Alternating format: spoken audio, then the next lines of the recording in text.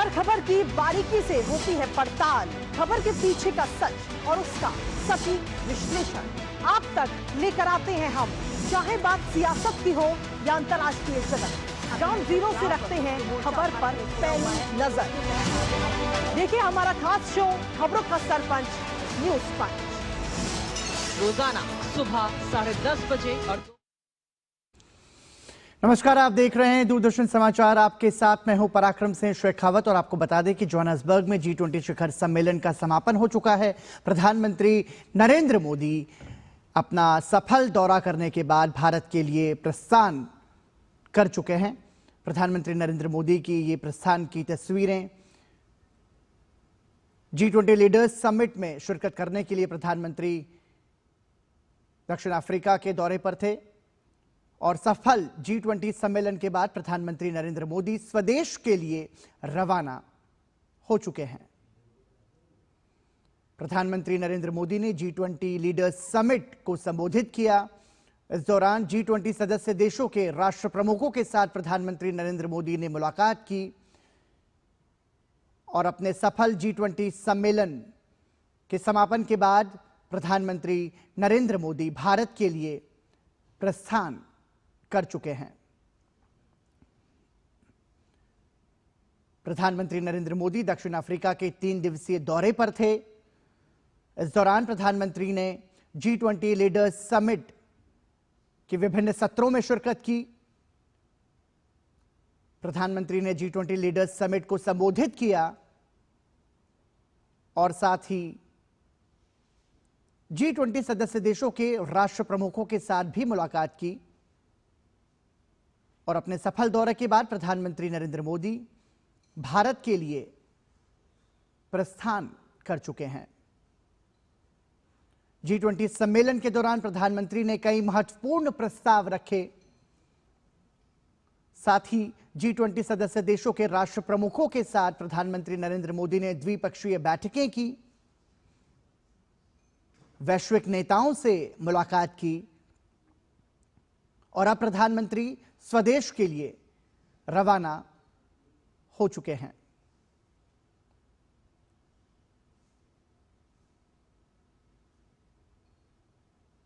दक्षिण अफ्रीका के जोहान्सबर्ग में G20 लीडर्स समिट का आयोजन किया गया था, जिसमें भारत का प्रतिनिधित्व करते हुए प्रधानमंत्री नरेंद्र मोदी ने सम्मेलन में शिरकत की।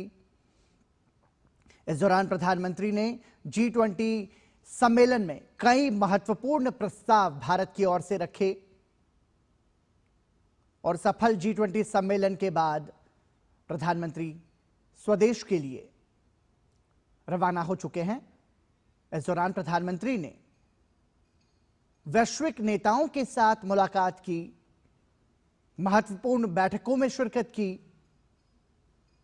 साथ ही G20 सदस्य देशों के राष्ट्र प्रमुखों के साथ भी प्रधानमंत्री नरेंद्र मोदी ने बैठक की।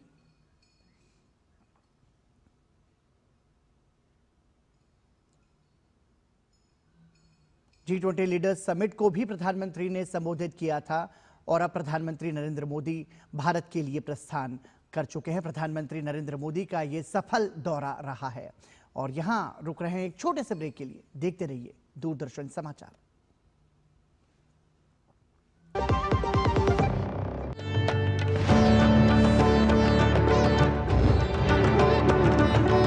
दिल्ली में श्री गुरु तेग बहादुर जी की 350वीं शहीदी दिवस का आयोजन।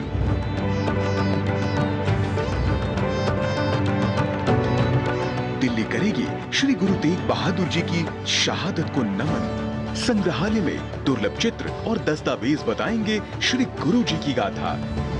लाइट एंड साउंड शो में उभरेगा उनका अदम्य साहस और बलिदान। टेंट सिटी और 24 घंटे लंगर का पूर्ण इंतजाम। श्री गुरु तेग बहादुर जी के जीवन से मिलता धर्म और इंसानियत का पैगाम। आइए जुड़े उनके जीवन आदर्श के सम्मान में 23 से 25 नवंबर लाल किला मैदान में। आप सभी इस पवित्र आयोजन का हिस्सा बने, गुरु साहब के चरणों में नमन करें और उनके अमर संदेश मानवता, त्याग और सद्भावना को अपने जीवन में अपनाएं। सारियानु जी आयानु।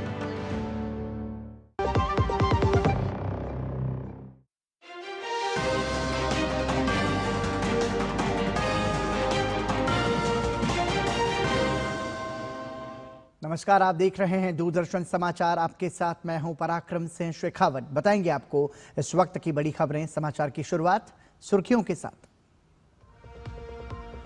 जोहान्सबर्ग में G20 शिखर सम्मेलन का समापन। तीसरे सत्र में प्रधानमंत्री नरेंद्र मोदी ने रखा टैलेंट मोबिलिटी का ग्लोबल फ्रेमवर्क तैयार करने का प्रस्ताव। कहा, AI में सुनिश्चित हो प्रभावी मानवीय निरीक्षण, सुरक्षा और पारदर्शिता। प्रधानमंत्री की दक्षिण अफ्रीका के राष्ट्रपति के साथ द्विपक्षीय बैठक। वाणिज्य, संस्कृति, निवेश के संबंधों को बढ़ावा देने पर चर्चा। प्रधानमंत्री नरेंद्र मोदी ने जापान, इटली, कनाडा, जमैका और नीदरलैंड के नेताओं से भी की मुलाकात।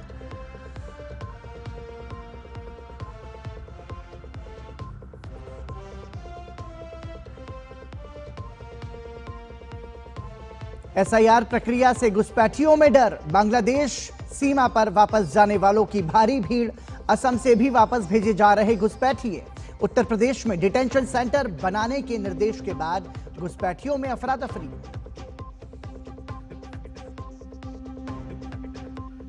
भाजपा ने जमीयत उलेमाए हिंद के अध्यक्ष अरशद मदनी के मुसलमानों के साथ भेदभाव वाले बयान को बताया गैर जिम्मेदाराना। कहा, धर्म के नाम पर आतंकवाद को कवर फायर देने में यकीन रखने वाले सक्रिय।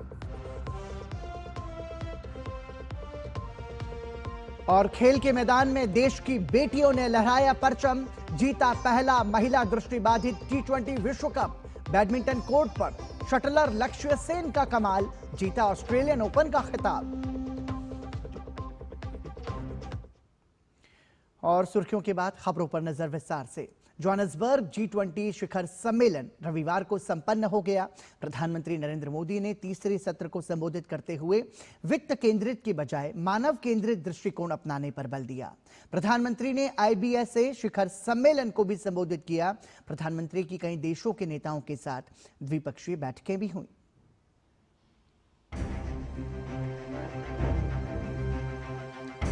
प्रधानमंत्री नरेंद्र मोदी ने रविवार को जोहान्सबर्ग G20 शिखर सम्मेलन के तीसरे सत्र को संबोधित किया। पीएम ने कहा कि जैसे जैसे टेक्नोलॉजी आगे बढ़ रही है, अवसर और संसाधन दोनों कुछ ही हाथों में केंद्रित हो रहे हैं। विश्व में क्रिटिकल टेक्नोलॉजी पर बढ़ते संघर्ष का जिक्र करते हुए पीएम ने उस तकनीकी विकास पर जोर दिया जो वित्त केंद्रित के बजाय मानव केंद्रित हो। पीएम ने प्रभावी मानव निरीक्षण, सुरक्षा, पारदर्शिता और डीप फेक व अपराध में AI उपयोग पर प्रतिबंध के साथ एक ग्लोबल AI कॉम्पैक्ट बनाने पर जोर दिया। पीएम ने कहा कि तेज नवाचार के लिए टैलेंट मोबिलिटी को अनलॉक करना आवश्यक है और G20 को इसका वैश्विक ढांचा तैयार करना चाहिए। एक संवेदनशील और दूरगामी दृष्टिकोण की जरूरत बताते हुए पीएम ने कहा कि देशों को केवल मार्केट्स के तौर पर नहीं देखा जा सकता। पीएम ने G20 शिखर सम्मेलन से इतर भारत, ब्राजील, दक्षिण अफ्रीका IBSA शिखर सम्मेलन में भी हिस्सा लिया। बैठक में ब्राजील के राष्ट्रपति लूला दा सिल्वा और दक्षिण अफ्रीका के राष्ट्रपति सिरिल रामफोसा भी शामिल हुए। बैठक में पीएम ने आतंकवाद की रोकथाम के लिए घनिष्ठ समन्वय को जरूरी बताया। कहा, आतंकवाद से लड़ते समय दोहरे मापदंडों के लिए कोई जगह नहीं होनी चाहिए। तीनों देशों के बीच डिजिटल सार्वजनिक बुनियादी ढांचे में सहयोग के लिए पीएम ने IBSA डिजिटल इनोवेशन अलायंस की स्थापना का प्रस्ताव रखा। पीएम ने जलवायु अनुकूल कृषि के लिए IBSA कोष का भी प्रस्ताव रखा। जोहान्सबर्ग में रविवार को भी पीएम ने कई द्विपक्षीय बैठकें की। दक्षिण अफ्रीका के राष्ट्रपति सिरिल रामफोसा के साथ बैठक में वाणिज्य, संस्कृति, निवेश संबंधों को बढ़ावा देने और प्रौद्योगिकी, कौशल विकास, AI, महत्वपूर्ण खनिजों आदि में सहयोग में विविधता लाने पर चर्चा हुई। जापान की पीएम साने ताकाइची के साथ बैठक में नवाचार, रक्षा और टैलेंट मोबिलिटी जैसे क्षेत्रों में द्विपक्षीय सहयोग बढ़ाने पर बातचीत हुई। पीएम ने इटली की प्रधानमंत्री जॉर्जिया मेलोनी के साथ भी द्विपक्षीय बैठक की। कनाडा के प्रधानमंत्री मार्क कार्नी के साथ भी प्रधानमंत्री की बैठक में अहम मुद्दों पर विचार विमर्श हुआ। प्रधानमंत्री की नीदरलैंड के प्रधानमंत्री डिक शूफ और जमैका के अपने समकक्ष एंड्रयू होलनेस से भी मुलाकातें हुईं। रविवार को ही जोहान्सबर्ग G20 शिखर सम्मेलन संपन्न हुआ। राष्ट्रपति सिरिल रामफोसा ने समूह की अध्यक्षता अमेरिका को सौंपे जाने की घोषणा की। अगले वर्ष G20 शिखर सम्मेलन उसी की मेजबानी में होगा। Bureau report, DD news. देश के 12 राज्यों में एसआईआर की प्रक्रिया जारी है, लेकिन कुछ विपक्षी दल इसका विरोध कर रहे हैं। पहले बिहार में इसका विरोध हो रहा था, लेकिन अब बंगाल एसआईआर के विरोध का नया अखाड़ा बन गया है, जहां ममता बनर्जी की सरकार और उनकी पार्टी टीएमसी लगातार इसका विरोध कर रही हैं। तो भाजपा ने एसआईआर का खुलकर समर्थन किया है और ममता बनर्जी पर घुसपैठियों के समर्थन का आरोप लगाया है और देश विरोधी एजेंडा चलाने की बात कही है। इस बीच उत्तर प्रदेश में जहां सपा एसआईआर के विरोध में बयान दे रही है, तो उत्तर प्रदेश के मुख्यमंत्री योगी आदित्यनाथ ने एसआईआर के तहत पाए जाने वाले अवैध घुसपैठियों के लिए हर जिले में डिटेंशन सेंटर बनाने के निर्देश दिए हैं, जिसके बाद इस मुद्दे पर सियासत गर्मा गई है। चुनाव आयोग ने बिहार में वोटर लिस्ट के गहन पुनरीक्षण के काम को सफलतापूर्वक करने के बाद अब देश के 12 राज्यों में एसआईआर की प्रक्रिया शुरू की है, जिसके बाद कुछ विपक्षी दल इसको लेकर विरोध कर रहे हैं। पश्चिम बंगाल में भले ही राजनीतिक रूप से एसआईआर का विरोध हो रहा हो, लेकिन एसआईआर के शुरू होने के बाद से हजारों की संख्या में अवैध बांग्लादेशियों के वापस बांग्लादेश जाने की तस्वीरें सामने आ रही हैं, जो ये बताने के लिए काफी है कि कितनी बड़ी संख्या में घुसपैठिए बंगाल में बसे हुए हैं। टीएमसी और ममता बनर्जी एसआईआर को बंद करने की बात कर रही है, तो कुछ घटनाओं का हवाला देकर इस प्रक्रिया पर ही सवाल खड़ी कर रही है।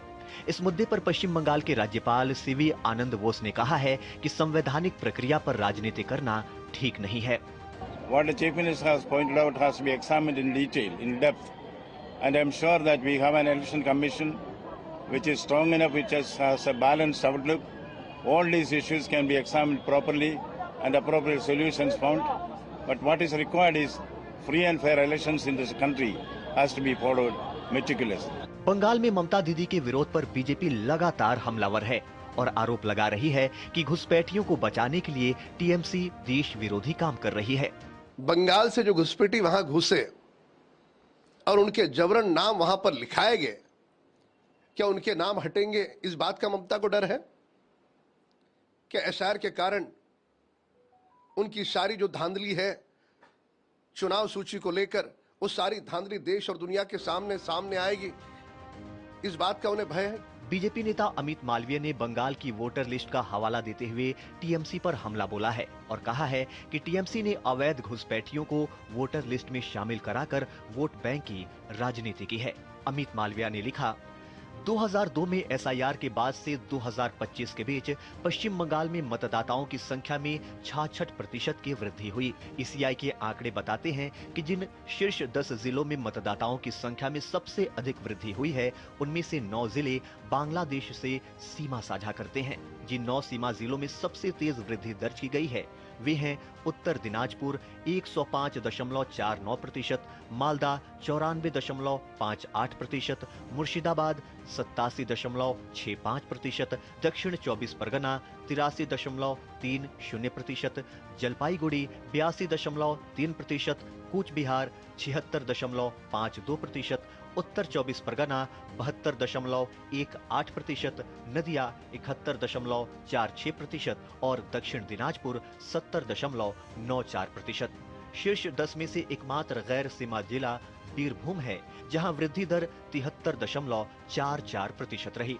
इन अवैध घुसपैठियों का फैलाव अब पूरे बंगाल और देश के अन्य हिस्सों में हो चुका है और यही समुदाय ममता बनर्जी के मुख्य वोट बैंक के रूप में उभर आया है। इसी कारण वो उन्हें बचाने की हर संभव कोशिश कर रही हैं। जहां बंगाल में एसआईआर को लेकर सियासी बवाल मचा हुआ है, तो वहीं यूपी में भी समाजवादी पार्टी ने एसआईआर को टालने की बात कही है, तो कांग्रेस पार्टी भी एसआईआर के विरोध में बयान दे रही है।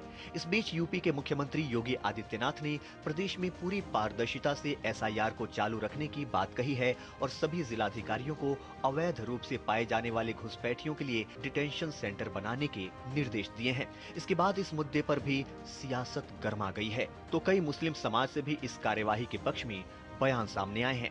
लेटर इलेक्शन कमीशन को लिखा है, तो एसआईआर के अंदर बहुत सारी त्रुटियां, अभी तो जो एसआईआर कर रहे हैं उनको ही नहीं पता है कि क्या है एसआईआर के अंदर। भारत सरकार का कानून है, तो सरकार अपना काम कर रही है और सरकार उन तमाम, मैं समझता हूं कि खाली उत्तर प्रदेश नहीं, पूरे भारत के अंदर जितने भी घुसपैठी है भारत के अंदर है, उन सबको ढूंढ कर पकड़ना चाहिए और उनको जो भारत का कानून है उसकी सजा जो उनको देनी चाहिए या उनके देश उनको वापस भेजना चाहिए। उधर असम में अवैध घुसपैठ के खिलाफ राज्य सरकार की मुहिम जारी है। मुख्यमंत्री डॉक्टर हेमंत बिस्वा शर्मा ने सोशल मीडिया प्लेटफॉर्म एक्स पर 7 घुसपैठियों को वापस भेजने की जानकारी दी। बिहार में एसआईआर के मुद्दे पर विपक्षी दलों को जनता का समर्थन नहीं मिला था, लेकिन उसके बाद भी बंगाल में टीएमसी और यूपी में सपा के साथ कांग्रेस का विरोध भले ही देखने को मिल रहा हो, लेकिन चुनाव आयोग अपनी संवैधानिक जिम्मेदारी को पूरी पारदर्शिता के साथ निभा रहा है। लेकिन बंगाल की वोटर लिस्ट से सामने आती सच्चाइयां और अवैध घुसपैठियों की लंबी लंबी लाइनें इस प्रक्रिया की जरूरत को खुद ब खुद बयां कर रही हैं। Bureau report, DD news. Delhi blast की जांच के बीच जमीयत उलेमाए हिंद के अध्यक्ष अरशद मदनी के बयान ने नया विवाद खड़ा कर दिया है। मदनी ने मुसलमानों के साथ भेदभाव का आरोप लगाते हुए कई उदाहरण दिए, जिसके बाद राजनीतिक प्रतिक्रियाओं का सिलसिला शुरू हो गया है। कांग्रेस ने जहां उनके बयान का समर्थन किया है, तो वहीं भाजपा ने इसे भ्रामक और बेबुनियाद बताया है। दिल्ली ब्लास्ट की गंभीर जांच के बीच जमीयत उलेमाए हिंद के अध्यक्ष अरशद मदनी ने ऐसा बयान दे दिया है जिसने देश के माहौल को बिगाड़ने की कोशिश की है। राष्ट्रीय सुरक्षा के संवेदनशील समय में मदनी का विवादित दावा न सिर्फ तथ्यों से परे है, बल्कि देश की संस्थाओं और संवैधानिक ढांचे पर सीधा प्रहार है। सवाल ये है कि जब जांच एजेंसियां अपना काम कर रही हैं, तब ऐसे बयान देकर क्या संदेश देना चाह रहे हैं अरशद मदनी? क्या ये हताशा है, राजनीतिक एजेंडा है, या जानबूझकर देश के माहौल को भटकाने की कोशिश? जमीयत उलेमाए हिंद के अध्यक्ष अरशद मदनी ने दिल्ली ब्लास्ट की चल रही जांच के बीच अल फलाह यूनिवर्सिटी और सपा नेता आजम खान का उदाहरण देते हुए देश में मुसलमानों के साथ भेदभाव का आरोप लगाया है। वहीं मदनी के बयान को कांग्रेस का समर्थन मिला है। कांग्रेस का कहना है कि देश के मुसलमानों के साथ भेदभाव हो रहा है। कहती तो है सबका साथ सबका विकास, लेकिन एक विशेष जाति का ही विकास होता है। और रहा बात अल्पसंख्यक संस्था का, तो टारगेट करते ही हैं।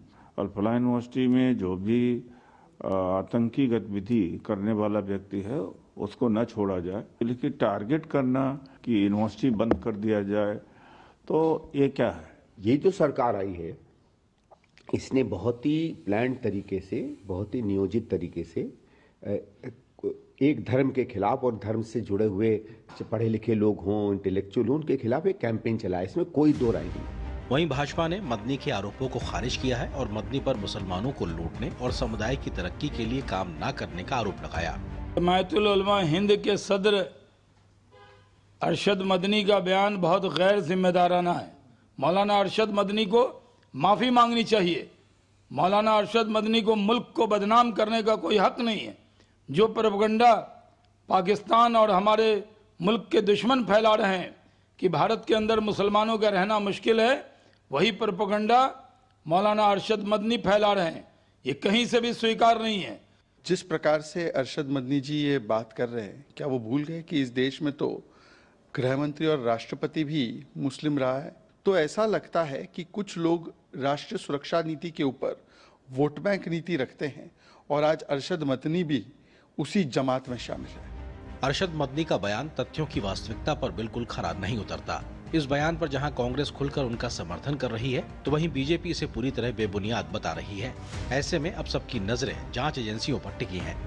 Bureau report, DD news. तो अरशद मदनी का ये बयान, जिसके बाद सियासत भी गर्मा गई है। और ज्यादा जानकारी के लिए सीधा रुख करेंगे हमारे सहयोगी विनोद मिश्र का। विनोद, सीधे तौर पर हम ये कह सकते हैं कि अरशद मदनी का ये जो बयान है भ्रामक और भड़काऊ है, ये कहा जा सकता है, और बेबुनियाद भी इसे बताया जा रहा है, क्योंकि भारत जैसे देश में जहां पर हम बात जब सबका साथ और सबका विकास की करते हो, तो ऐसे में इस तरीके की बयानबाजी का आना क्या संकेत करता है? पराक्रम, अगर देखिए तो वो उन्होंने जो अरशद मदनी ने जो दो बयान में अपने वीसी को रखा है, तो दो वीसी उनको लगे, एक आजम खान का वीसी होना और दूसरा जो अभी जावेद सिद्दीकी अल फलाह यूनिवर्सिटी के वीसी है जी। तो क्या इस देश में उनको वीसी के बनने के लायक में यही दो व्यक्ति मिले हैं? उनकी सूचना के अगर मैं थोड़ा सा डिटेल में ये बताऊं, तो कम से कम उन्हें जानना चाहिए कि देश के कम से कम जो केंद्रीय विश्वविद्यालय है, जामिया और अलीगढ़ से लेके कम से कम दर्जनों ऐसे विश्वविद्यालय हैं जिसके वर्तमान में वीसी मुस्लिम समुदाय से आते हैं जी। वो इंटेलेक्चुअल है, वो आजम खान नहीं है और ना ही वो जावेद सिद्दीकी जैसे कोई चीट फंड कंपनी चलाने वाले हैं। तो अब सवाल यह है कि अक्सर ये अरशद मदनी इस तरह के बयान क्यों देते हैं। अरशद मदनी के इस तरह के बयान देने के पीछे आप ये सीधे सीधे देखिए कि इनका जो पिछले 50 साल का अपना एक राजनीतिक हथकंडा है जी, उसमें वो मुस्लिम के समुदाय के बीच में उसके एक ठेकेदार बनते हैं और इस ठेकेदारी के कैपेसिटी में वो सत्ता और संसाधनों का अपने लिए यूज करते हैं। आपको याद होगा कि मुजफ्फरनगर दंगा जब हुआ था तो अरशद मदनी, मुलायम सिंह यादव का उस समय में आप ये देखिए कि सरकार थी सपा की, तो पूरा का जो वहां पे दंगा पीड़ितों के बीच में जो कंपनसेशन बंटना था उसके इंचार्ज सीधे सीधे अरशद मदनी हुए थे।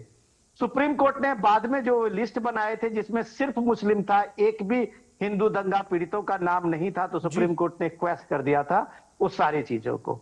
तो ये सीधे सीधे एक समाज में आप ये देखिए कि अरशद मदनी जैसे लोग इस तरह से अपना वो जो काबिज करने के लिए, उसके मुस्लिम वोट बैंक का अपना एक सौदा करने के लिए वो इस तरह के अनर्गल बयान देते हैं।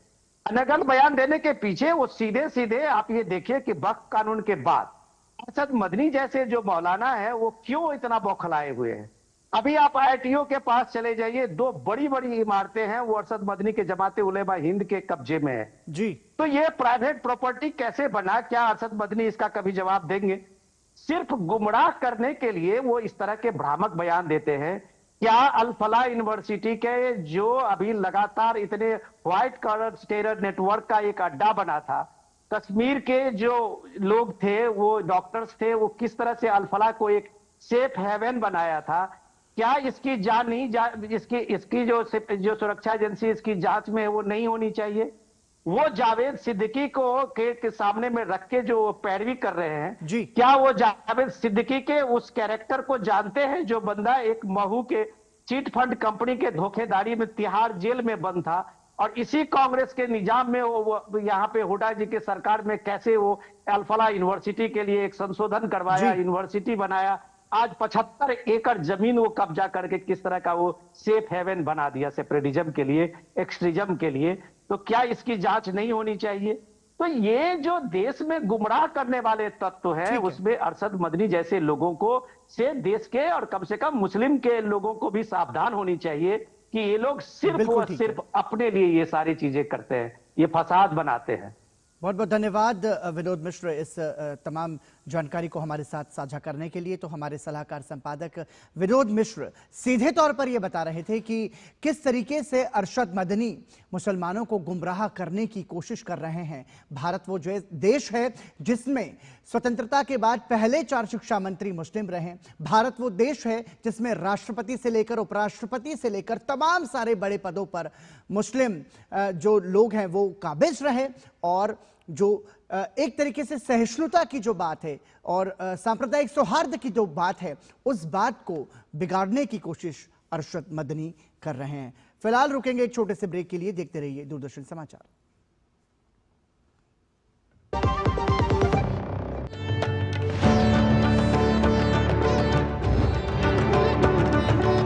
दिल्ली में श्री गुरु तेग बहादुर जी की 350वीं शहीदी दिवस का आयोजन।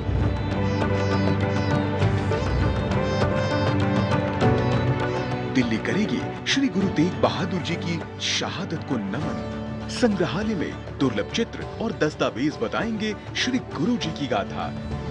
लाइट एंड साउंड शो में उभरेगा उनका अदम्य साहस और बलिदान। टेंट सिटी और 24 घंटे लंगर का पूर्ण इंतजाम। श्री गुरु तेग बहादुर जी के जीवन से मिलता धर्म और इंसानियत का पैगाम। आइए जुड़े उनके जीवन आदर्श के सम्मान में 23 से 25 नवंबर लाल किला मैदान में। आप सभी इस पवित्र आयोजन का हिस्सा बने, गुरु साहब के चरणों में नमन करें और उनके अमर संदेश मानवता, त्याग और सद्भावना को अपने जीवन में अपनाएं। सारियानु जी आयानु। ब्रेक के बाद एक बार फिर आपका स्वागत। केंद्रीय गृह एवं सहकारिता मंत्री अमित शाह ने ऑपरेशन क्रिस्टल फोर्ट्रेस के तहत मेगा ट्रांसनेशनल मेथाम्फेटामाइन कार्टेल के भांडाफोड़ के लिए एनसीबी और दिल्ली पुलिस की संयुक्त टीम को बधाई दी। कार्रवाई में 328 किलोग्राम मेथाम्फेटामाइन बरामद की गई और 2 आरोपियों को गिरफ्तार किया गया। गृह मंत्री ने कहा कि केंद्र सरकार ड्रग माफियाओं के खिलाफ सख्त कार्रवाई और पूरी तरह सफाया करने के लिए प्रतिबद्ध है। उन्होंने कहा कि ड्रग्स की जांच के लिए टॉप टू बॉटम और बॉटम टू टॉप अप्रोच को सख्ती से अपनाते हुए नई दिल्ली में 262 करोड़ कीमत का 328 किलोग्राम मेथाम्फेटामाइन की जब्ती और 2 लोगों को गिरफ्तारी से एक बड़ी सफलता मिली है। गृह मंत्री अमित शाह ने कहा कि यह ऑपरेशन प्रधानमंत्री नरेंद्र मोदी के नशा मुक्त भारत के विजन की दिशा में कई एजेंसियों के बीच सीमलेस तालमेल का एक शानदार उदाहरण था। Narcotics control bureau OPS branch ने special cell CI Delhi police के साथ मिलकर कोऑपरेशन क्रिस्टल फोर्ट्रेस के तहत छतरपुर दिल्ली के एक घर से करीब 328 किलोग्राम हाई क्वालिटी मेथाम्फेटामाइन जब्त कर एक ट्रांसनेशनल ट्रैफिकिंग नेटवर्क का भांडाफोड़ किया है। ऑपरेशन क्रिस्टल फोर्ट्रेस एक समन्वित और इंटेलिजेंस ड्रिवन अभियान था जो सिंथेटिक ड्रग की अधिक मात्रा वाले नेटवर्क को टारगेट कर रहा था।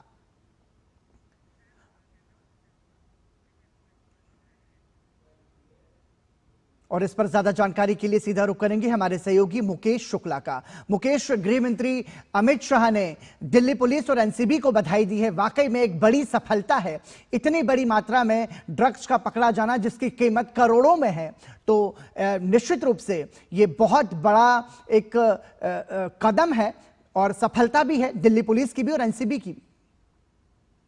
बिल्कुल पराक्रम, जिस तरह से आप देखिए लगातार दिल्ली पुलिस और एनसीबी मिल करके रेड कर रही है, कंडक्ट कर रही है और इससे पहले भी आप देखिए आंकड़े जो ड्रग्स को लेकर के जो बड़ा कैंपेन चला जा रहा है, ना केवल दिल्ली बल्कि दिल्ली एनसीआर के इलाकों में मुंबई तक भी इसकी जो किंगपिन है उनको पकड़ा जा रहा है और ये बड़ी गिरफ्तारी है। यहाँ से 2 लोगों को गिरफ्तार किया गया। साथ ही मेहरौली से ये पूरा का पूरा सिंडिकेट चला रहे थे। इंटरनेशनल मार्केट में आप कीमत देखिए 250 करोड़ से ज्यादा की पूरी जो ड्रग्स थी उसकी कीमत आंकी गई है और इससे पहले भी कई हजार किलो की ड्रग्स जो है वो दिल्ली पुलिस और एनसीबी ने मिलकर के पकड़ी है। तो ये जिस तरह से गृह मंत्री ने कहा कि टॉप टू बॉटम और बॉटम टू टॉप के बीच के जितने भी सिंडिकेट्स हैं सब पर नकेल कसी जाएगी और इसी तरह लगातार ये लार्ज कैंपेन चलाया जा रहा है। हाल ही में आप देखिए दिल्ली पुलिस ने जो साइबर क्रिमिनल्स हैं उनको लेकर के एक विशेष अभियान चला रखा है। वहां पर भी बड़ी गिरफ्तारियां देखने को मिल रही है। ऐसे में एक बड़ा मूवमेंट जो है वो देश में चलाया जा रहा है और दिल्ली एनसीआर के आसपास जो है वो नशा मुक्ति अभियान को लेकर के कैंपेन तेज है और इसके ऊपर सरकार की लगातार मॉनिटरिंग है। लगातार इनके विभाग जो है एनसीबी के अधिकारी, दिल्ली पुलिस के आला अधिकारी, ये तमाम लोग इस कैंपेन में जुड़े हुए हैं और इस तरह से पूरी की पूरी नकेल कसी जा रही है। और आप देखिए जिस तरह से ये नशाखोरी का जो व्यापार है ये देश के कोने कोने तक फैला रहे थे। एक बहुत बड़ी ट्रेल पिछले साल हमने देखी थी जिसके जो तार थे नॉर्थ ईस्ट के कई इलाकों में मिले थे और वो बताया गया था कि वो बाहर से आकर के और हर साल इस तरह से लाखों की जो ड्रग्स है उसको जलाया जाता है। एलजी खुद उस प्रोग्राम में रहते हैं, commissioner of Delhi police program में रहते हैं। तो एक बड़ा इनिशिएटिव कार्यक्रम जो है वो चलाया जा रहा है और अमित शाह ने जिस तरह से ट्वीट करके बोला कि पीएम मोदी जी का भी एक कैंपेन है कि इस तरह से जितने भी ड्रग्स जिस तरह से भी इलीगल भारत में आ रही है उनके जितने भी किंगपिन है उनकी गिरफ्तारी की जाए और उनको बिहाइंड द बार भेजा जाए। बिल्कुल मुकेश, और जैसे कि गृह मंत्री अमित शाह ने कहा कि प्रधानमंत्री नरेंद्र मोदी के नशा मुक्त भारत के विजन के लिए एक तरीके से विभिन्न एजेंसियों के बीच सीमलेस तालमेल का एक बेहतरीन उदाहरण बता रहे हैं अमित शाह। बिल्कुल, ये उनके बिल्लू देखिए अगर आपस में एक भी कोऑर्डिनेशन नहीं होगा तो ये ड्रग्स की खेप कहीं से कहीं भी जा सकती है। ये मेहरौली में जिस घर में थी यानी उनके पास इनपुट्स था, जो उनके एजेंट्स थे उनको पता था कि ये कहां पर लेकर के जा रहे हैं, यानी मूवमेंट जो थी वो बराबर चल रही थी। और प्राइम मिनिस्टर ने बहुत जोर शोर से इस पर अर्ज किया है, जोर दिया है कि जितना भी नशा मुक्त से जुड़ा जो भी सिंडिकेट्स है उस पर नकेल कसी जाए। और ये बड़ी कामयाबी है, 250 करोड़ से ज्यादा की ड्रग्स पकड़ना। इस तरह के जो ड्रग्स के जो व्यापारी हैं, जो भी इसके सिंडिकेट्स हैं और जहां तक इनके विदेशों में तार है उन तक भी बौखलाहट है कहीं ना कहीं। और लगातार ये गिरफ्तारी पराक्रम देखने को मिल रही है। प्राइम मिनिस्टर इसको लेकर के पर्सनल मॉनिटर करते हैं, गृह मंत्रालय इस पर अपनी पैनी नजर रखता है। तो जिस तरह से हो रही है, बड़ी एक खेप पकड़ी जा रही है, कहीं ना कहीं आने वाले समय में जितने भी इसके किंगपिन हैं उनको ये पता लग जाएगा कि आसान नहीं होने वाला आने वाले दिनों में उनके लिए। बहुत बहुत धन्यवाद मुकेश इस तमाम जानकारी के लिए। तो ऑपरेशन क्रिस्टल फोर्ट्रेस के तहत ये कार्रवाई की गई है और इसमें बड़ी सफलता दिल्ली पुलिस और एनसीबी को भी मिली है। और इसी के साथ अभी आपको बता दें कि अयोध्या जो है एक बार फिर भव्य उत्सव की दहलीज पर खड़ी है। रामनगरी में तैयारियां चरम पर हैं, क्योंकि 25 नवंबर को राम मंदिर के शिखर पर पहली बार धर्म ध्वजा फहराई जाएगी। 191 फीट की ऊंचाई पर लहराने वाली इस पवित्र ध्वजा के दर्शन का इंतजार देश भर के करोड़ों राम भक्त कर रहे हैं। खास बात यह है कि इस ऐतिहासिक क्षण के साक्षी बनने के लिए प्रधानमंत्री नरेंद्र मोदी भी अयोध्या पहुंचेंगे। पूरी अयोध्या भक्ति, उत्साह और आध्यात्मिक ऊर्जा से सराबोर है। अयोध्या फिर सज रही है, राजा राम की नगरी फिर संवर रही है। इस बार मौका आया है राम मंदिर पर धर्म ध्वजा लहराने का, जिसकी तैयारियां आखिरी दौर में हैं। अयोध्या की सड़कों पर राम धुन बज रही है, चहुं ओर भजन कीर्तन हो रहे हैं। 25 नवंबर को राम मंदिर पर धर्म ध्वजा फहराई जाएगी। इस आयोजन के लिए पूरी अयोध्या नगरी को दुल्हन की तरह सजाया जा रहा है। भारत के माननीय प्रधानमंत्री नरेंद्र भाई मोदी 4 बार आ चुके हैं, 5वां अवसर है और ये किसी भी मंदिर के लिए सार्वजनिक होने का सबसे अंतिम प्रसंग है, ध्वजारोहण। 191 फीट की ऊंचाई पर मंदिर पर ध्वज फहराया जाएगा। धर्म ध्वजा 22 फीट लंबी और 11 फीट चौड़ी होगी। इस धर्म ध्वजा का वजन 2.5 किलोग्राम होगा, जिस पर सूर्यवंश के प्रतीक सूर्य के साथ ओंकार का चिन्ह बना है। इस समारोह में प्रधानमंत्री मोदी भी शामिल होंगे।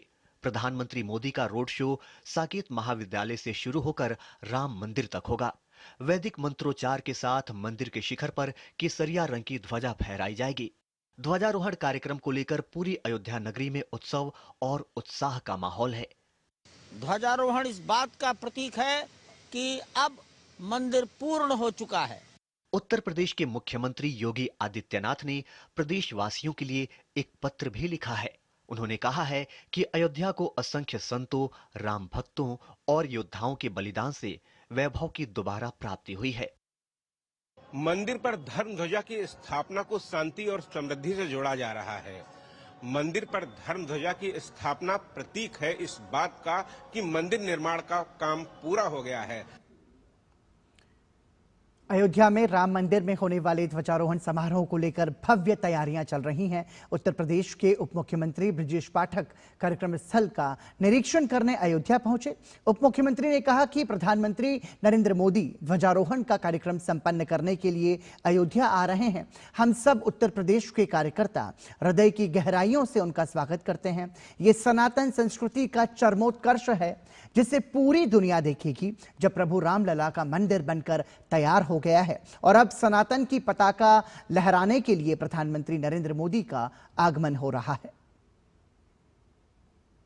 ध्वजारोहण समारोह को भव्य और ऐतिहासिक बनाने के लिए तमाम तैयारियां चल रही हैं। क्या कहेंगे पीएम मोदी की मौजूदगी में? प्रभु रामलला के मंदिर के लोकार्पण के उपरांत आदरणीय प्रधानमंत्री नरेंद्र मोदी जी ध्वजारोहण का कार्यक्रम संपन्न करने के लिए पधार रहे हैं। हम सब उत्तर प्रदेश के कार्यकर्ता हृदय की गहराइयों से स्वागत करते हैं और इस सनातन संस्कृति का चरमोत्कर्ष दुनिया देखेगी जब प्रभु रामलला का मंदिर भी बनकर के तैयार हुआ और सनातन की पताका लहराने के लिए आदरणीय प्रधानमंत्री नरेंद्र मोदी जी का आगमन हो रहा है। राम राज्य की जो परिकल्पना थी वो साकार होते हुए नजर आ रही है। अयोध्या पूरी तरह से सज गई है। हर अयोध्यावासी के मन में एक लालसा थी सैकड़ों वर्षों से, आज उसको पूरा करने का समय आ गया है। दुनिया भर के लोगों की इस भव्य कार्यक्रम में निगाह बनी हुई है और तमाम सारे लोग उस ऐतिहासिक क्षण के गवाह होंगे। यहाँ पर तमाम सारे लोग पहुंच रहे हैं। ऐसे में प्रदेश के उप मुख्यमंत्री ब्रजेश पाठक कह रहे हैं यहाँ पर कि ये आयोजन दिव्य और भव्य होगा और तमाम सारी चीजें यहाँ पर बेहद ही खास की जा रही हैं। पीएम मोदी की मौजूदगी में इस कार्यक्रम को भव्य और ऐतिहासिक बनाने की पूर्ण तैयारी की जा रही है। कैमरामैन रामजी वाजपेयी के साथ विकास सिंह, डीडी न्यूज, अयोध्या। तो इस वक्त अयोध्या में कैसा माहौल है, ये बताने के लिए हमारे साथ जुड़ रहे हैं हमारे सहयोगी शैलेंद्र मिश्र। शैलेंद्र, समझना चाहेंगे, देखिए धर्म ध्वजा का समारोह वहां पर होना है, प्रधानमंत्री नरेंद्र मोदी वहां पर पहुंचेंगे, कितना उत्साह है, कितनी उमंग है और क्या अयोध्या के मन में है इस वक्त? देखिए, अगर आप अयोध्या आए तो यहाँ जो आप महसूस कर पाएंगे कि ये जो पूरी बदली हुई अयोध्या है जो तमाम बातों को संकेत देती है कि किस तरह से दुनिया के मानचित्र पर एक सबसे प्रमुख धार्मिक शहर के तौर पर अयोध्या का नाम तेजी से उभरा है रामलला की प्राण प्रतिष्ठा के बाद जी। और आप देखें इस पूरे शहर का एक तरह से कायाकल्प हो गया है, और न केवल अयोध्या बल्कि आसपास के जो इलाके हैं उन पर भी इसका एक बड़ा सकारात्मक प्रभाव पड़ा है। निश्चित तौर पर जब ध्वजारोहण का कार्यक्रम होना है, हम देख रहे हैं कि स्थानीय लोगों में बहुत उत्साह है कि जो रामलला की प्राण प्रतिष्ठा के बाद से जिस तरह से बड़ी संख्या में देश और विदेश के जो श्रद्धालु हैं उन्होंने अयोध्या का रुख किया था। और हम जानते हैं कि रामलला प्राण प्रतिष्ठा समारोह के पहले महीने से ही रिकॉर्ड दर रिकॉर्ड बनता हुआ हमने देखा है। और कुंभ के दौरान तो आपने देखा कि चंपत राय को ये अपील करनी पड़ी कि आप लोग थोड़ा धैर्य बनाए रखें, रामलला सबको दर्शन देंगे। लेकिन जिस तरह की भीड़ प्रयागराज के बाद सीधे रामलला के दर्शन के लिए अयोध्या पहुंच रही थी, वो अभूतपूर्व थी और व्यवस्था बनाने में तमाम चुनौतियों का सामना करना पड़ रहा था। हम देख रहे हैं कि हर दिन अयोध्या में इतने श्रद्धालु आते हैं कि जो है उस व्यवस्था बनाए रखना वो मैं एक तरह से कहूँगा कि प्रशासन के लिए एक चुनौती तो होती है, लेकिन इतनी शानदार व्यवस्था बीते वर्षों में अयोध्या के इंफ्रास्ट्रक्चर को लेकर तैयार हुई है जो अकल्पनीय है। Road connectivity, rail connectivity, air connectivity को लेकर अभूतपूर्व काम हुआ है और वो उत्साह दिखता है सड़कों पर जब लोग यहाँ आते हैं, जब राम पथ पर, धर्म पथ पर चलते हैं या लता मंगेशकर चौक पर, वहाँ पर जब उनसे बातचीत कीजिए तो उनके चेहरे से वो अद्भुत लालिमा दिखती है, वो एक संतोष दिखता है जो शताब्दियों के एक तरह से इंतजार के बाद जो आया है और जो मौका मिला है जिन लोगों को जो रामलला के दर्शन करने अयोध्या आते हैं। आज हमने तमाम उन लोगों से बात की, हैदराबाद से एक दल आया हुआ था, हमने गुरुग्राम से एक दल आया हुआ था, सपरिवार लोग आए हुए हैं अपनी माता जी के साथ, अपने पिताजी के साथ, अपने बच्चों के साथ अयोध्या में रामलला का दर्शन करने, और यहाँ की सुविधाएं देखकर अभिभूत है। मैं रेलवे स्टेशन गया था बगल में, जहाँ हम जानते हैं कि दो प्रमुख स्टेशन है, अयोध्या कैंट और अयोध्या जंक्शन।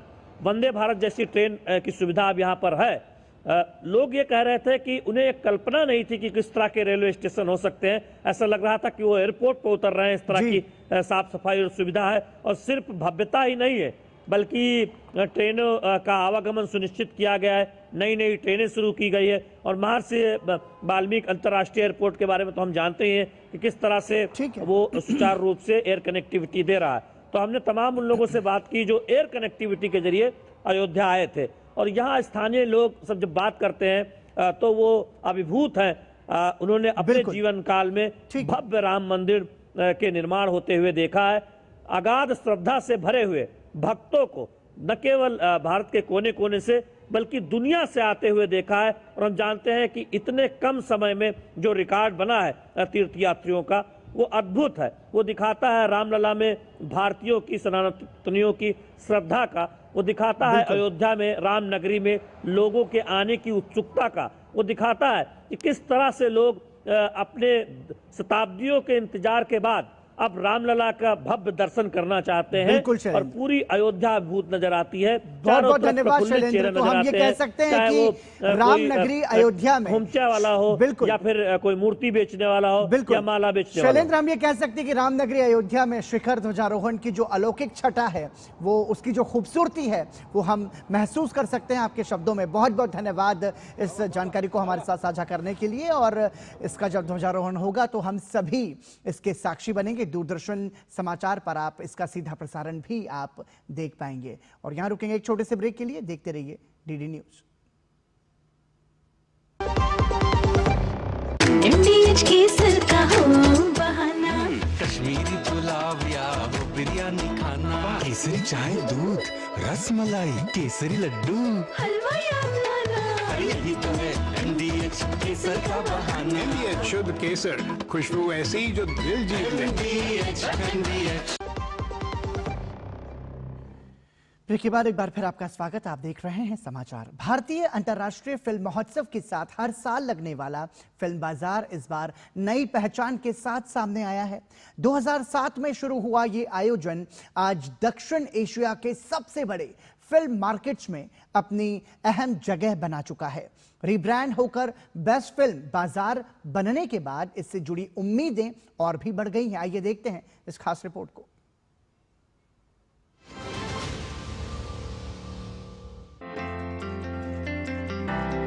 भारत के प्रमुख फिल्म मार्केट का 19वां संस्करण, जो पहले फिल्म बाजार के नाम से जाना जाता था और अब वेव फिल्म बाजार के रूप में विकसित हुआ है, 56वें भारतीय अंतर्राष्ट्रीय फिल्म महोत्सव के साथ आयोजित किया जा रहा है। हर साल जो फिल्म बाजार होता है वो एक स्पेसिफिक तरीके से हम करते हैं फॉर सर्टन वर्टिकल्स। सो हम सेम चीज़ काफ़ी सालों से करे जा रहे हैं, बट इस साल हमने टेक्नोलॉजी को बहुत महत्व दिया है और इसके साथ साथ इमर्जिंग न्यू फिल्म मेकर्स को बहुत महत्व दिया है। सो हमारा एक वर्टिकल है प्रोड्यूसर लैब, जिसमें हमने इमर्जिंग प्रोड्यूसर्स को पार्टिसिपेशन दिया है और हमने इसके लिए प्रोड्यूसर लैंड, एक जो कम्युनिटी है जो इंडो यूके कम्युनिटी है, उनको साथ में लाता है ये कम्युनिटी। उनसे मदद लेके इंटरनेशनल और इंडियन को अमेलगमेट करके साथ में उनको एक मेंटरशिप का ये मौका दिया है। सो ये एक नया चीज़ है यहाँ पे। और इसके अलावा जो को प्रोडक्शन मार्केट हमारा जो मेन वर्टिकल है, इसमें बहुत सारे first time film makers, debut film makers को हमने चांस दिया है। तो ये कुछ नई चीज़ें हमने इस साल इंट्रोड्यूस की है जो पिछले सालों में नहीं हो पा रही थी इतनी। इस वर्ष वेव्स फिल्म बाजार अपने मजबूत को प्रोडक्शन मार्केट के साथ लौटा है, जिसमें विभिन्न देशों Bharat, France, UK, Canada, America, रूस, फिलीपींस और सिंगापुर के साथ 22 फीचर प्रोजेक्ट्स शामिल हैं। ये कहानियाँ हिंदी, उर्दू, बंगाली से लेकर मणिपुरी, नेपाली, मलयालम, कोंकणी, कश्मीरी और संस्कृत जैसे कई भाषाओं में बड़ी विविधता पेश करती है। चयनित फिल्मकारों को अंतर्राष्ट्रीय और भारतीय निर्माताओं, वितरकों और फेस्टिवल प्रोग्रामर्स के सामने अपने पिच सेशन में अपने प्रोजेक्ट्स प्रस्तुत करने का अवसर मिलेगा, जो आगे संभावित सहयोग का आधार तैयार करेगा। बर्डिंग फिल्म मेकर्स, स्पेशली जब वर्क इन प्रोग्रेस आता है, तो ये वो वाले फिल्म मेकर्स होते हैं जिनके पास बहुत अच्छा क्राफ्ट है, लेकिन गैप फंडिंग ना होने के वजह से वो लोग पोस्ट प्रोडक्शन तक नहीं पहुंच पाते हैं। तो ये हमारे जो सबमिशंस आते हैं वो कभी सक्सेसफुल प्रोड्यूसर से भी आते हैं और न्यू फिल्म मेकर्स से भी आते हैं। तो हम chance first new film makers को पहले देते हैं, जिनको एक्चुअली में लैब सपोर्ट की ज़रूरत है। तो इनको फ्री लैब सपोर्ट मिलता है। हम एक्सपर्ट्स लाते हैं from all over the world और इनका काम है इनको पोस्ट प्रोडक्शन में मदद करना, not just during the event ख़त्म होने के बाद भी। जब तक इनकी फिल्में रिलीज़ नहीं हो जाती, जब तक रिलीज़ होके वो आगे बाहर की कंट्रीज में नहीं पहुंच जाती, तब तक उनको सपोर्ट देते हैं। फीचर प्रोजेक्ट्स के साथ ही इस बार 5 डॉक्यूमेंट्री प्रोजेक्ट्स भी प्रदर्शित किए जाएंगे। इस वर्ष का लाइनअप उभरती आवाज़ों और अनुभवी फिल्मकारों का संतुलित मेल है, जिसमें किरण राव, विक्रमादित्य मोटवाने, शकुन बत्रा, शौनक सेन और बाफ्टा विजेता निर्देशक बेन क्राइस्टन जैसे नाम शामिल हैं। वेव फिल्म बाजार न सिर्फ सिने संभावनाओं को वैश्विक मंच दे रहा है, बल्कि ये नए कलाकारों के प्रतिभाओं को आगे ले जा रहा है और इसके साथ ही अंतर्राष्ट्रीय कोलैबोरेशन के नए दरवाजे खोल रहा है। यहाँ रुकेंगे एक छोटे से ब्रेक के लिए। आप देखते रहिए दूरदर्शन समाचार। अब आया असली स्वाद। अब आया स्वाद। जब स्वाद के पड़े हो लाले, तो MDH का चंकी चाट मसाला डालें। MDH का चंकी चाट मसाला। MDH। और आइए अब आपको लिए चलते हैं वेव्स फिल्म बाजार के टेक पवेलियन में, जहां तकनीक, कंटेंट और क्रिएटिविटी का अनोखा संगम देखने को मिल रहा है। किस तरीके से इस टेक पवेलियन में, जो साउथ एशिया का सबसे बड़ा फिल्म बाजार जाना जाता है, वो भारत का टेक फोकस चेहरा सामने आ रहा है। वेव्स फिल्म बाजार में इस बार कई सारे देशों ने, कई सारे राज्यों ने अपने स्टॉल्स लगाए हैं और साथ ही कई सारे ऐसे कंपनीज ने भी अपने स्टॉल्स लगाए हुए हैं जो अपने सर्विस, अपने सॉल्यूशंस यहाँ पर डिस्प्ले कर रहे हैं। आप देख सकते हैं विभिन्न प्रकार के यहाँ कैमरेज लगे हुए हैं और हम ऐसे ही एक स्टॉल पर हैं जिसका नाम है सिनेओम, जो कि जाना जाता है हैंडक्राफ्टेड सॉल्यूशंस प्रोवाइड करने के लिए। और आप देखिए तो इनके सारे क्लाइंट्स हैं यहाँ पर, NFAI है, IIT बॉम्बे है, films and television institute of India है और अभी लेटेस्ट में जो IICT है वो है। और इसी प्रकार इन्होंने सभी कुछ अपने स्टॉल्स में डिस्प्ले किया हुआ है। हमारे साथ मेधादीप बंदोपाध्याय हैं जो सिनेओम से ही हैं, इनसे बात करते हैं। इस बार आप लोगों ने अपने स्टॉल्स लगाए हुए हैं यहाँ पे, क्या आप यहाँ पर शोकेस कर रहे हैं, कैसे अपनी चीज़ें लोगों तक पहुँचा रहे हैं? Thank you. तो जैसे कि आप देख सकते हैं यहाँ पे हम लोग एरी का Alexa 35 कैमरा लगाए हैं, उसके साथ हम लोग ऑनजिन्यू के लेंसेज लगाएं जो सिनेमा इंडस्ट्री के सबसे हाईएस्ट क्वालिटी के कैमरास और लेंसेज बनाते हैं ये लोग। और इसके साथ में हम लोग ब्लैक मैजिक का 12 के आरसा ने 12 के भी लगाए हैं। तो ये दोनों बहुत ही हाई क्वालिटी के जो सिनेमा हम लोग जितने भी बड़े सिनेमास हम लोग देखते हैं सारे इसी कैमरास और इसी लेंसेज, इन्हीं के लाइट्स और इन्हीं से शूट किए जाते हैं। तो ये हम लोग यहाँ पे दिखा रहे हैं। साथ ही मैंने पहले मेंशन किया कि IICT को भी आप लोगों ने अभी हाल ही में प्रोवाइड किया हुआ है और बहुत ही बड़ा ये एक इंस्टीट्यूट हो रहा है, होने जा रहा है। किस तरीके का आपने यहाँ पर एक टेलर मेड सेटअप दिया हुआ है, कैसे फ़ायदा होगा जो पढ़ने जा रहे हैं वो बच्चों को? तो जैसे कि IICT के लिए हम लोग, ये हमारा मार्क्यू प्रोजेक्ट है और ये इंडिया का सबसे बड़ा एक इंस्टीट्यूट बनने जा रहा है क्रिएटिव स्टडीज़ को लेके। और उसका जो एंटायर डिज़ाइन प्रोसेस से लेके उसका कॉन्सेप्ट से लेके उसका डिज़ाइन प्रोसेस से लेके उसका इंटीग्रेशन, ये पूरा हम लोगों ने किया है।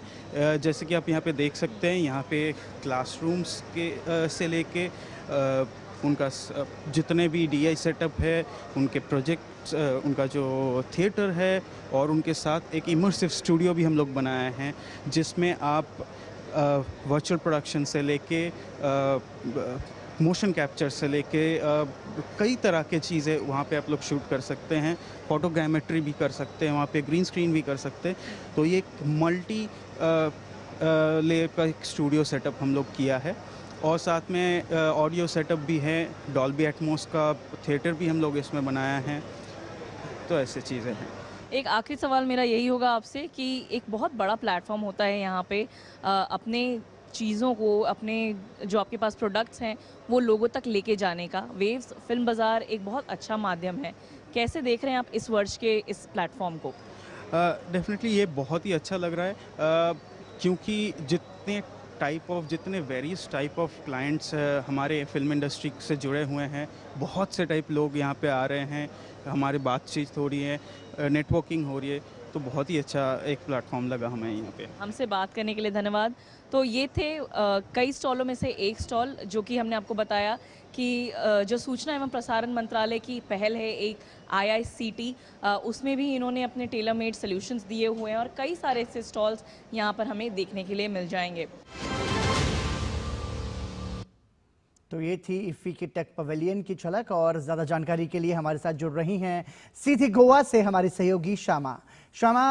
देखिए, टेक पवेलियन की आपकी रिपोर्ट हमने अभी देखी और निश्चित रूप से हम ये कह सकते हैं कि जो अंतर्राष्ट्रीय फिल्म महोत्सव है वो इस बार अपने आप में कई मायनों में खास हैं।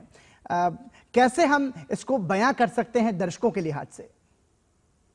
जी देखिए, सबसे पहले तो आप टेक पवेलियन की बात कर लें तो टेक पवेलियन में से ये आपने एक स्टॉल की बात देखी, एक स्टॉल की रिपोर्ट देखी है। ऐसे ही कई सारे स्टॉल्स, कई सारे कंपनीज ने अपने स्टॉल्स वहां पर लगाए हुए हैं। इसमें आप बात कर लीजिए Netflix, Sony, Fuji film, even Waves OTT के भी प्लेटफॉर्म्स यहाँ पे स्टॉल्स यहाँ पर लगे हुए हैं और सभी अपने सोल्यूशंस यहाँ पर लोगों तक पहुंचा रहे हैं।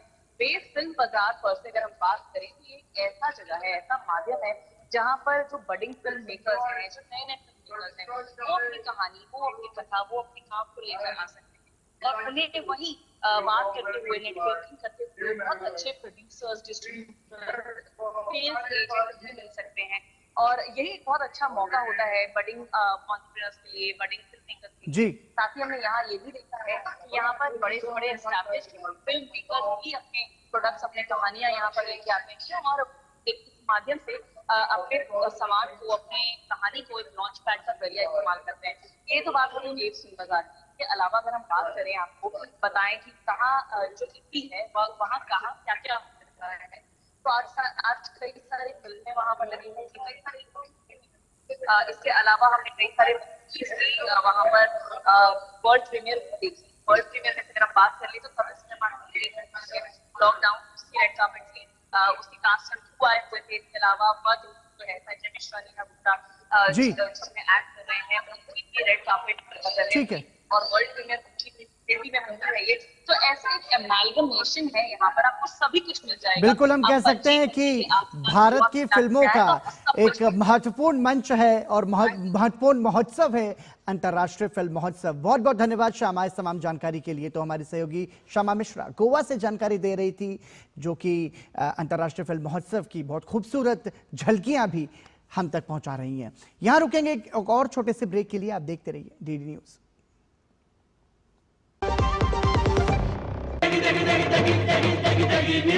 MDH की देगी मिर्च, देगी मिर्च का तड़का, अंग अंग फड़का। MDH की देगी मिर्च।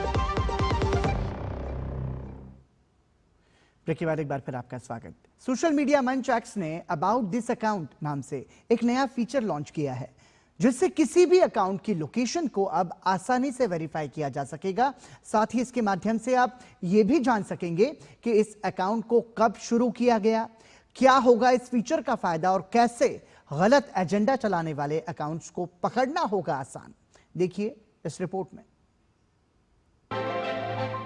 एक्स ने अबाउट दिस अकाउंट नाम से एक नए फीचर को लॉन्च किया है, जिसके माध्यम से आप ये जान सकते हैं कि किसी भी पोस्ट को किस देश से किया गया है। मतलब सीधे शब्दों में समझे तो ये हैंडल की लोकेशन को बताता है। इसके अलावा संबंधित हैंडल को कब बनाया गया, कब कब इसका यूजर नेम बदला गया, अकाउंट कहां से सबसे ज्यादा एक्टिव है, ये सारी कुंडली अब एक क्लिक पर मौजूद है। दरअसल किसी भी एक्स हैंडल के बारे में जानना अब बेहद सरल हो गया है। किसी भी एक्स हैंडल को जानने के लिए आपको बस उस एक्स हैंडल के प्रोफाइल पर क्लिक करना है। उसके बाद अकाउंट के बारे में विकल्प चुनकर उसकी लोकेशन और उससे जुड़ी दूसरी जानकारी हासिल की जा सकती है। सोशल मीडिया प्लेटफॉर्म एक्स ने अपना एक नया फीचर शुरू किया है। इसके तहत आप एक क्लिक पर किसी भी अकाउंट की सारी जानकारी, सारी मालूमात हासिल कर सकते हैं। इसके लिए सबसे पहले आपको अबाउट दिस अकाउंट पर जाना है, वहां पर क्लिक करना है और एक क्लिक करते ही आपको सारा डाटा मिल जाएगा। आखिरकार एक्स ने अपने हैंडल्स के लोकेशन को सार्वजनिक करने का फैसला क्यों किया? दरअसल सोशल मीडिया के लगातार बढ़ते दुरुपयोग जैसे ऑनलाइन फ्रॉड, ब्लैकमेलिंग, स्कैम जैसी चीजों पर लगाम लगाने के लिए ऐसा करना जरूरी था। भारत सहित पूरी दुनिया में एक्स प्लेटफॉर्म के खिलाफ दुरुपयोग की शिकायतें सामने आ रही हैं। दरअसल IT एक्ट की धारा 69A के तहत सरकार को नोटिस भेजने का अधिकार है। ब्लॉगिंग नियमों का पालन न करने पर कार्रवाई करने का अधिकार हासिल है, जिसमें 7 साल तक की जेल का प्रावधान भी है। देश में अगस्त 2019 में देश विरोधी गतिविधियों के चलते कुछ एक्स हैंडल्स पर रोक लगाई गई। कर्नाटक हाई कोर्ट ने नियमों की अनदेखी पर एक्स पर 50 लाख रुपए का जुर्माना भी लगाया। किसान आंदोलन के दौरान केंद्र की शिकायत पर एक्स ने 500 से अधिक हैंडल्स को सस्पेंड किया। सरकार की आपत्ति के बाद एक्स ने आपत्तिजनक पोस्ट की विजिबिलिटी को घटाया है। आपको बताते चलें कि विदेश में बैठकर देश को बदनाम करने का सिलसिला बहुत पुराना है। चाहे किसान आंदोलन हो, ऑपरेशन सिंदूर या फिर हिंदू विरोधी मानसिकता को बढ़ावा देने, ये अकाउंट समय समय पर एंटी इंडिया गतिविधियों में शामिल रहे हैं। लेकिन अब एक्स के नए फीचर आने के बाद इनका लिटमस टेस्ट शुरू हो गया है। लोकेशन सामने आने के बाद कई चर्चित अकाउंट की असलियत अब सामने आ गई है। गौरतलब है कि सोशल मीडिया प्लेटफॉर्म एक्स पर लगातार इसके दुरुपयोग के आरोप लगते रहे हैं। यही वजह है कि एक्स ने इस बार इस कदम को उठाकर तमाम तरीके के आरोपों पर पूरी तरीके से विराम लगाने की कोशिश की है। दिल्ली से कैमरा पर्सन AK गुप्ता के साथ मैं मोहित शुक्ला, दूरदर्शन न्यूज। क्या रुक रहे हैं एक छोटे से ब्रेक के लिए? देखते रहिए DD न्यूज। MDH का किचन किंग किचन में हो तो हम सब कुछ बना सकते हैं। बैंगन का भरता, आलू गोभी, भिंडी मसाला और भी बहुत कुछ। MDH। रविवार को भारतीय खिलाड़ियों ने अपनी प्रतिभा का दमदार प्रदर्शन किया। एक तरफ खिताबी जीत बैडमिंटन के कोर्ट से आई, तो वहीं दूसरी तरफ महिला दृष्टिबाधित T20 विश्व कप से भी देश को बड़ी खबर सुनने को मिली। यह रिपोर्ट देखिए। खेल के लिहाज से आज का संडे सुपर संडे साबित हुआ, जहां भारतीय खिलाड़ियों ने बैडमिंटन के कोर्ट से लेकर क्रिकेट के मैदान तक अपने नाम की धूम मचाई। रविवार का दिन भारतीय खेल प्रेमियों के लिए जीत की बड़ी खबर लेकर आया, जहां पहली बड़ी खबर बैडमिंटन के मोर्चे से आई। भारतीय बैडमिंटन खिलाड़ी लक्ष्य सेन ने ऑस्ट्रेलियन ओपन सुपर 500 का खिताब अपने नाम किया। लक्ष्य ने फाइनल मुकाबले में जापान के यूशी तनाका को 21-15, 21-11 के सीधे गेम में शिकस्त दी। लक्ष्य ने फाइनल मुकाबले को महज 38 मिनट के अंदर अपने नाम किया। लक्ष्य की ये जीत इसलिए भी बड़ी रही क्योंकि इस सीजन की ये उनकी पहली खिताबी जीत रही। वहीं दूसरी बड़ी खबर महिला दृष्टिबाधित T20 विश्व कप से आई, जहां भारतीय टीम ने इस खिताब को अपने नाम किया। भारत ने नेपाल की टीम को फाइनल में 7 विकेट से हरा दिया। इस टूर्नामेंट में भारत और नेपाल के अलावा ऑस्ट्रेलिया, अमेरिका, पाकिस्तान और श्रीलंका की टीमों ने भी हिस्सा लिया था। हालांकि गुवाहाटी टेस्ट में भारत की पकड़ कमजोर होती दिखी। यहाँ दक्षिण अफ्रीकी बल्लेबाज सेनुरन मुथुसामी ने शतक जड़ दक्षिण अफ्रीका के स्कोर को 489 तक पहुँचा दिया। दिन का खेल खत्म होने पर भारत ने बगैर किसी नुकसान के 9 रन बना लिए। यकीनी तौर पर 2 सफलताएं आज के दिन मिली हैं। ये सफलता बड़ी भी हैं और इतिहास में याद भी रखी जाएंगी। लेकिन अब बात गुवाहाटी टेस्ट की है, जहां एक बार फिर से भारतीय बल्लेबाजों को खुद को साबित करने की बड़ी चुनौती सामने होगी। कैमरामैन मनोज के साथ मैं गौरव कुमार, डीडी न्यूज, दिल्ली। और इसी के साथ समाचार में अभी के लिए इतना ही। दीजिए अनुमति। नमस्कार।